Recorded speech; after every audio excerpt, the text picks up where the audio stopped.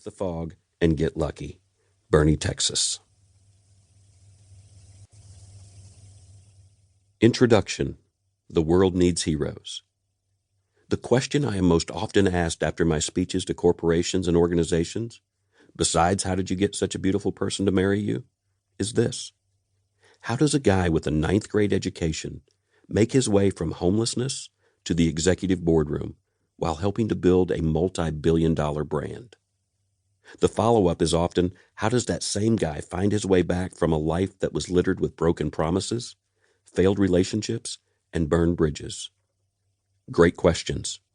I've asked myself the same things many times.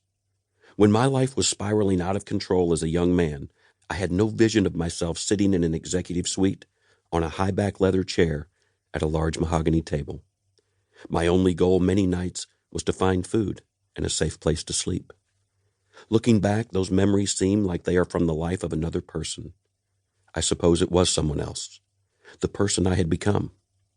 Back then, I was convinced that I was no good.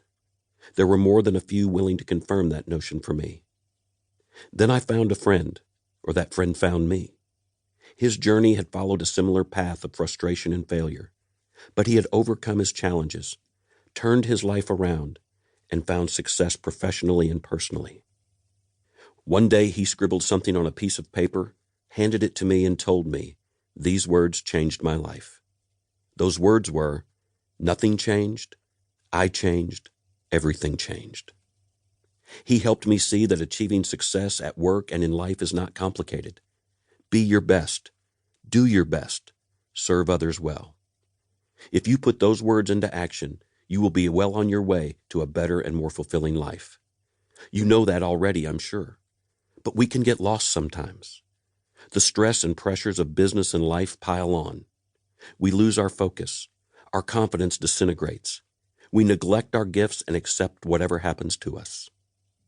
What happened to me in my adolescence was horrific, and I became a lost boy at 13 years old. I believed I had nowhere to turn and that no one would understand. I made one bad choice after another. I lost hope. I eventually walled off that suffering boy, but that left a young man with not a clue about who he was or where he was headed. Thankfully, someone found me wandering in the wilderness and helped me find a path. A real-life hero recognized my distress and took the time to save a struggling street kid. More heroes came along to encourage and support me.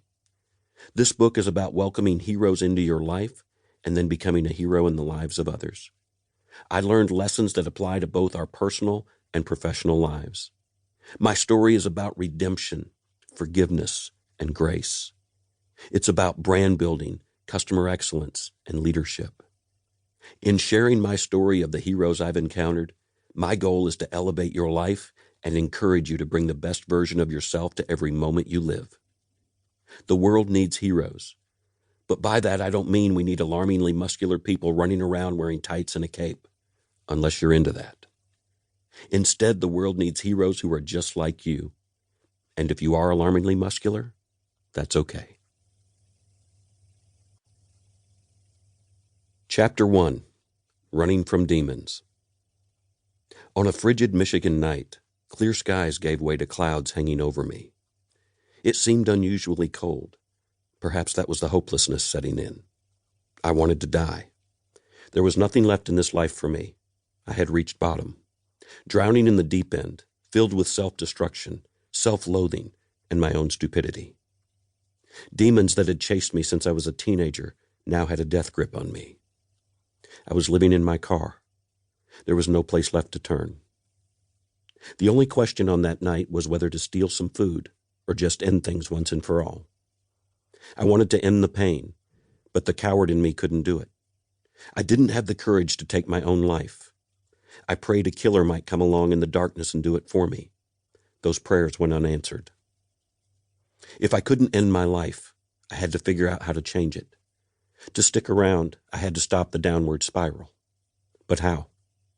I wanted to believe a better life was possible for me. I just didn't know where or how to turn it around.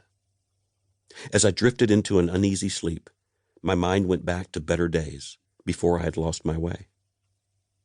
When I was a boy, my family went on vacations that were